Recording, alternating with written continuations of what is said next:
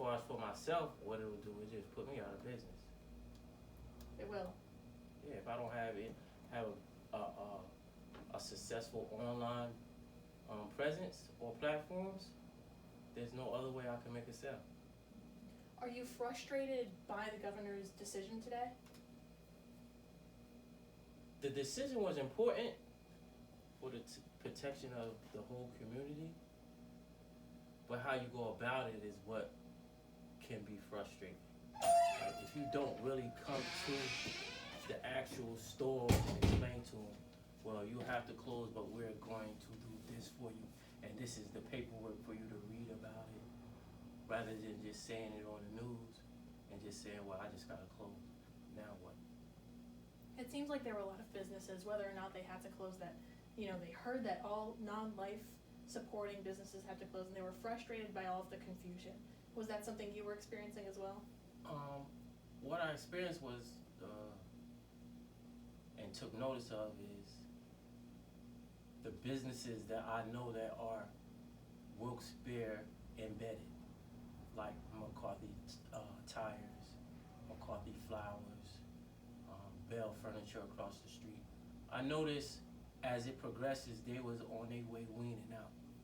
So as I watched them, I said, well, maybe that's something that is going to eventually happen because they embedded in Wilkes Barre, they know the politics, and they probably got a heads up. And when I seen McCarthy Flowers say, curbside deliveries, locked door, you can't come in, we'll deliver. When I started seeing that, I knew something was about to happen. It was just foreseeable that what I'm going to have to do is going to happen, right? Just try to fight and struggle to get myself open.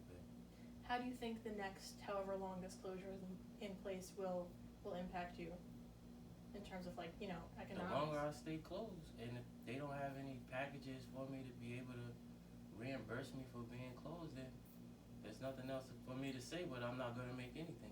I'm not going to make a sale. The guy next door is not going to make a sale. The store next door to that is not going to make a sale.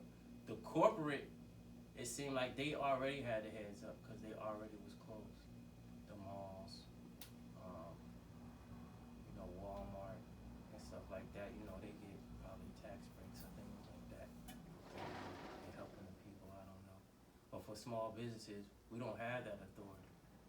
We just basically scrambling already with Wilkes Barre on its own. Do you think that this will actually help stop the spread of coronavirus, or do you think people are just gonna, keep going about their day and it's still gonna keep going? I haven't heard a case in Wilkes Barre. Have you? So I don't know what is spreading, honestly.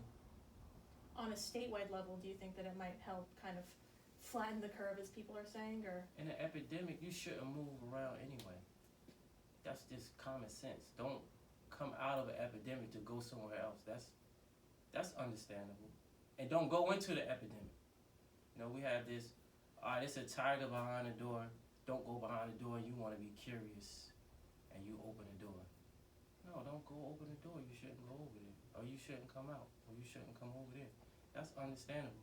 But when you're talking about just closing, creating a panic to the people, because you're creating a panic.